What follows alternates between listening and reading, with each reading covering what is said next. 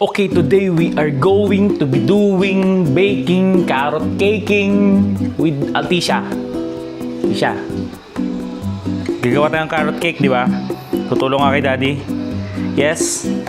Sabi daw kasi dito, 3 cups of all-purpose flour, baking powder, baking soda, salt, cinnamon powder, sugar, oil, eggs, vanilla extract, carrots grated, pineapples crushed, drained, cashew, walnuts shop. Okay, unahin muna natin yung mag-sift ng all-purpose flour para walang kumpul-kumpul. Tapos pagkaluhaluin ko na yung mga dry ingredient. Huwag kami yan ha. Oh, dyan tayo magbe-bake ng carrot cake.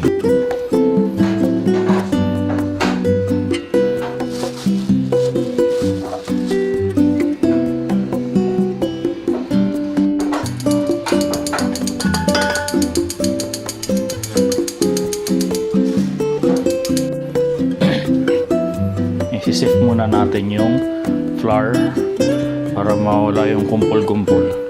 So magmi-mix and plus muna tayo.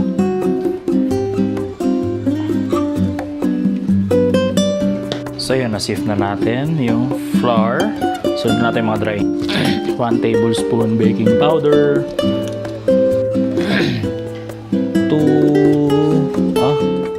2 teaspoon ng cinnamon powder. Okay, ilagay natin to. 2 teaspoon daw. So, 1 tablespoon cinnamon powder. 1 2 okay. Tapos, half cup ng asukal de papa. Half cup. Wait lang, parang hindi to dito. Okay, so tapos na yung ating dry ingredients. Pinagalo-halo na. At yung aking assistant, magulo pa. Teka, next naman, 1 cup of oil. So ang ginamit namin ay oil from the suking tindahan. 1 cup. 1 cup. At yung aking assistant, nagre-ready na siya. Assistant! Hey! Ano ginagawa mo dyan? Nagpe-prepare po siya ng aming mga gagamitin. Okay, tapos dito sa mixing bowl, unahin muna yung oil and half cup sugar. So dito muna tayo sa stove. So meron tayong electric mixer here.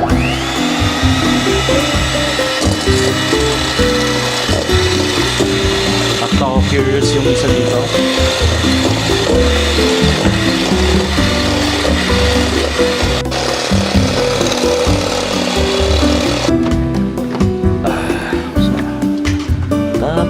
Go tayo ng egg. 4 eggs. And madami kaming egg. So 4 large egg daw.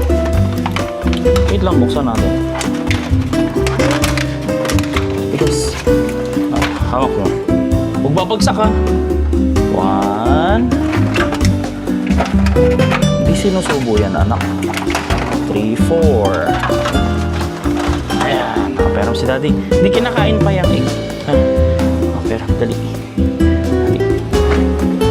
So, babasagin natin siya, tapos isa-isa ilalagay dito, tapos magdadagdag ng vanilla extract.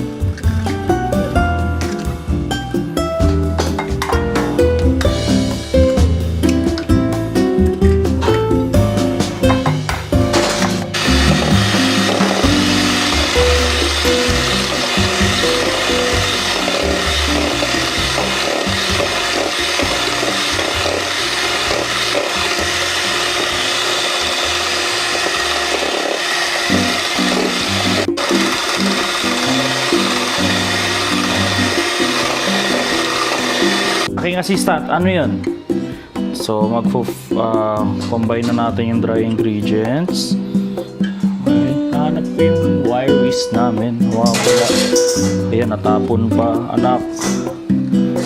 Okay, haluin natin hanggang sa mahalo sila.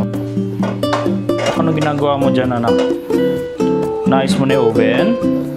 Basta natin. Halit pala ng mixing bowl ko, dahil pala mas malaki. Okay lang, basta mahalo, pero mabagal. Kasi habang biniblend yung wet ingredients, ilalagay ito paunti-unti. Tapos kailangan pala mag-grate na tayo ng pineapple and carrots. Nak, where are you going? So, tingnan gamitin natin na carrots and pineapple. So, yan.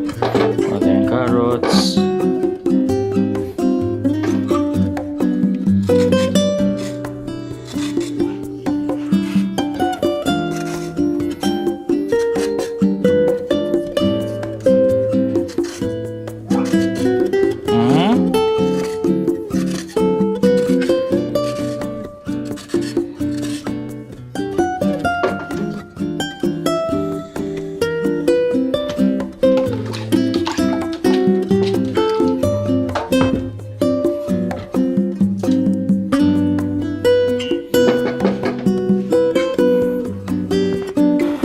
So, nag-grate na tayo ng carrots.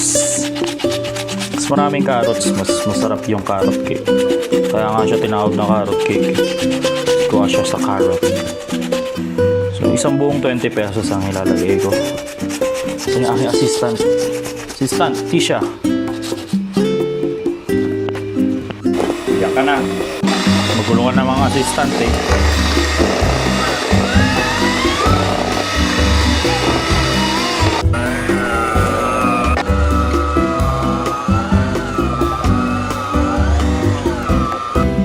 Tapos ito yung magiging molder natin para sa cupcake. Tapos dito naman yung buong cake. Wala yung round eh. Tapos lagyan ko ng lard and parchment paper para yung assistant ko pagod na. Hi assistant. Hehehehe. Yung carrot cake, sabi mo. Sarap yan. Ayan, nalagyan ko na ng lard, parchment paper. Ilalagay na natin tong mixture dito.